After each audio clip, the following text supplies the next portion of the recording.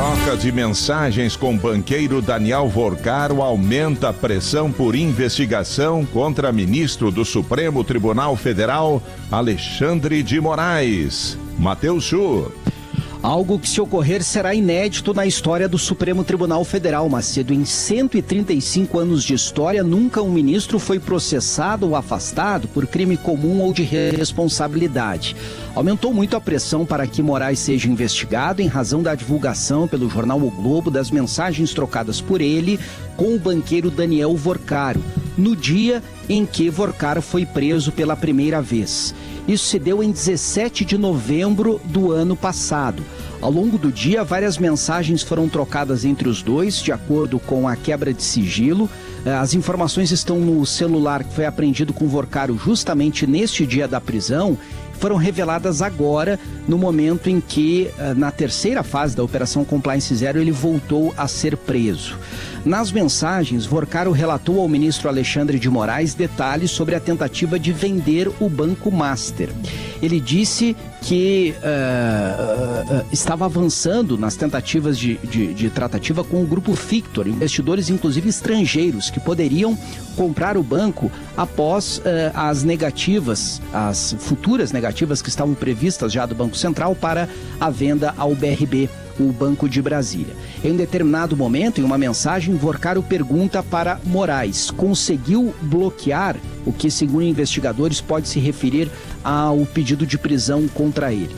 Moraes respondeu às mensagens, mas respondeu utilizando o mecanismo da mensagem de visualização única, o que não favoreceu os policiais, pelo menos até o momento, para recuperar o conteúdo desta mensagem. É um artifício muito utilizado, inclusive, para quem quer esconder fotos, vídeos ou até mesmo outros tipos de conteúdo nos aplicativos de mensagem instantânea. Esta relação de proximidade entre os dois, Macedo, aumenta a desconfiança sobre a possibilidade de Alexandre de Moraes ter favorecido os negócios de Vorcaro, tendo em vista que a esposa de Moraes, a advogada Viviane Barsi, foi contratada no escritório dela por Moraes, por Vorcaro e o Banco Master, em um contrato de 129 milhões de reais para trabalhos que seriam executados ao longo de 3 anos. Um valor que é muito acima da média para esse tipo de relação entre advogados e bancos em processos de compliance, como era o contrato, de acordo com especialistas. Eu fui buscar, Macedo, as informações sobre o que diz a lei, o próprio regimento do Supremo, sobre a possibilidade de investigação de ministros. Ela pode ocorrer de 2 formas: por iniciativa do Senado, crime de responsabilidade, algo que a população até já sabe, tomou conhecimento, porque são dezenas os pedidos de impeachment contra ministros que já foram apresentados ao Senado, sem nunca ter avançado,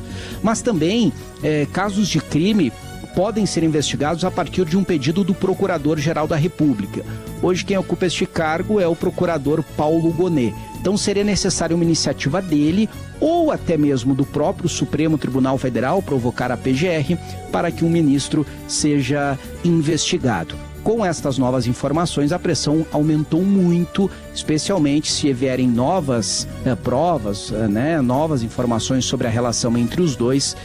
Vai ficar difícil para Alexandre de Moraes sustentar que não tinha nenhuma ligação com o banqueiro, que não auxiliou a tentar vender o banco ou a tentar conduzir os negócios que depois trouxeram este prejuízo superior a 50 bilhões de reais. Tá muito estranho tudo isso, né? Porque o que um banqueiro que está com um negócio ameaçado tem que trocar mensagens explicando, dando detalhes do que está acontecendo para um ministro do Supremo Tribunal Federal.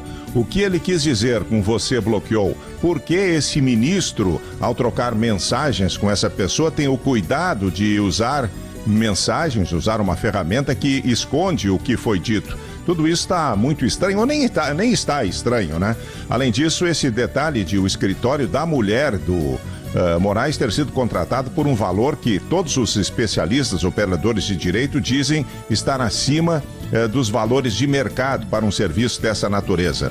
Então, tem um monte de coisa que precisa ser explicada pelo ministro Alexandre de Moraes e que, sem dúvida alguma, já está, assim, diante de tudo que vem acontecendo, pronto para ser investigado. Agora a questão é essa, né, Chu? O Senado vai tomar essa iniciativa e o Procurador-Geral da União, bom, ele chegou a levar um puxão de orelhas do ministro André Mendonça, porque não tomou providências em relação ao pedido de prisão aí do Daniel Vorcaro, feito nessa semana, né? Levou um puxão de orelhas pela inação, pela falta de atitude.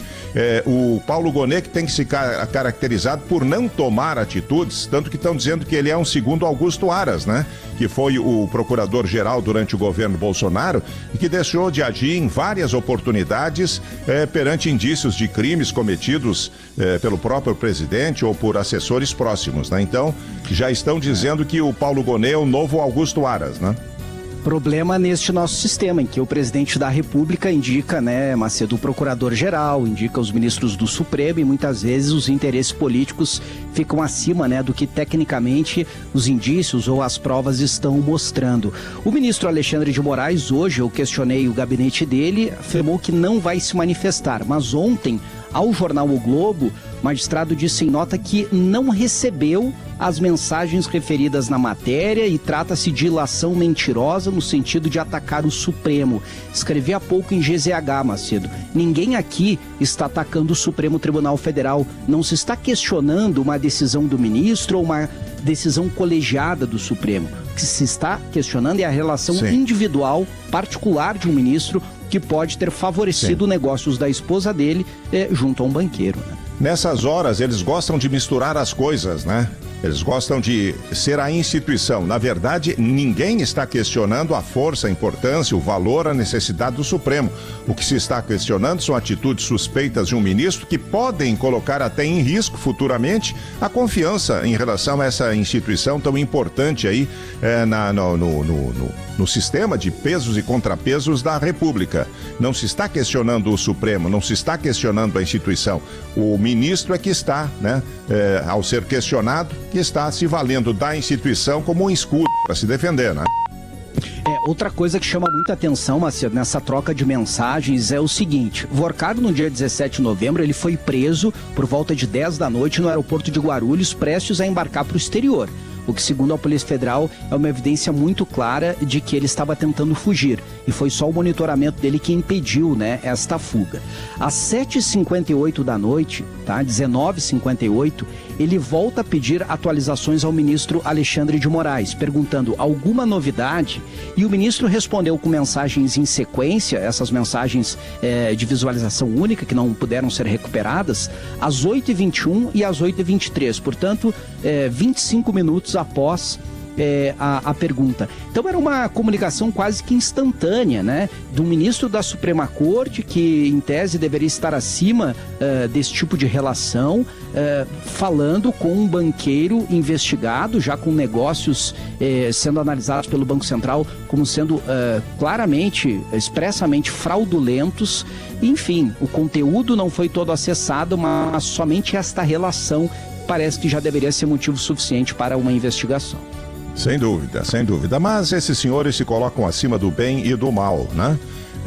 Podem tudo e não aceitam que sejam questionados. Daqui a pouco sobra processo para quem os questiona. Mas que o senhor Moraes, assim como o senhor Toffoli, tem boas explicações a dar, tem, e são muitas.